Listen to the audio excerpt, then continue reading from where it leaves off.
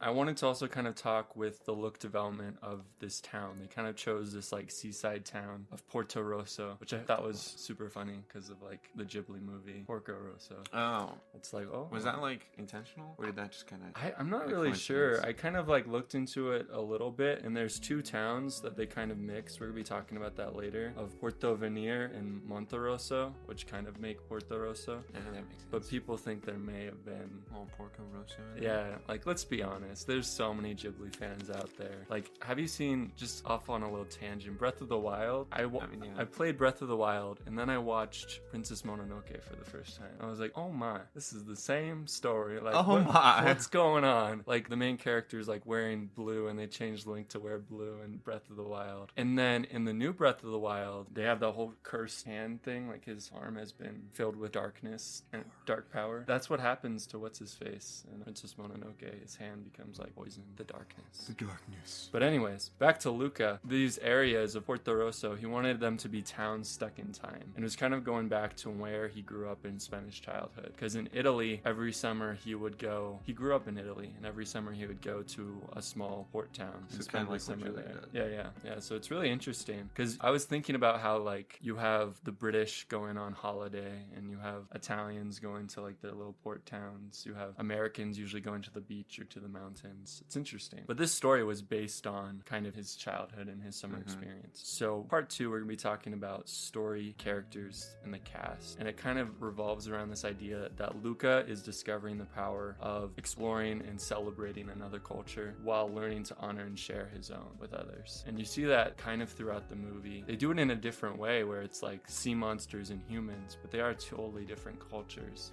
Yeah. And I think something was really cool with that is they really showed that these could be believable cultures and peoples like living in the same place, kind of contrast to each other.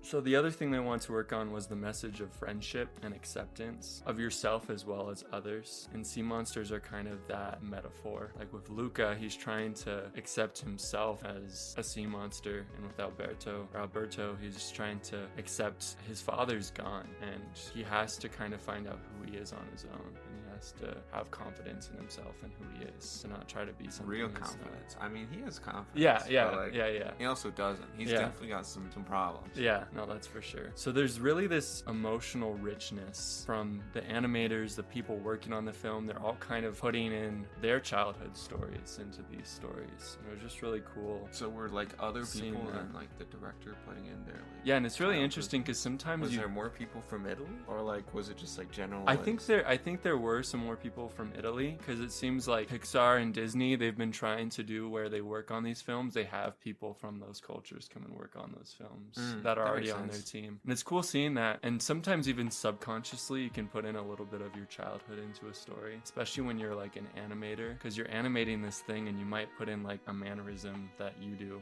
or that your best friend does. And sometimes it's subconscious, sometimes it's conscious. But yeah, people working on the film kind of sharing. So how much like creative moments. Freedom do like individual animators get? That's an interesting question. And a lot of times when you're working in the industry, there's kind of like this stereotype of you're doing someone else's vision, you're doing someone else's thing. Because you're just kind of like a grunt, right? But someone can't totally control everything, especially when you're animating something, because how you move someone's hand or how you do a certain action, that's all you make that decision. Like they kind of give you an outline, but in the end you're the one trying to put in some emotion into that and trying to make it feel like it has life. That makes sense. So I think there's more creativity than people understand. There's also a lot of like things that are taken away from the creativity that need to be changed. I think overall it's been going pretty well with a lot of animated movies. You're able to have people kind of give their side of things, and I think it's worked pretty well.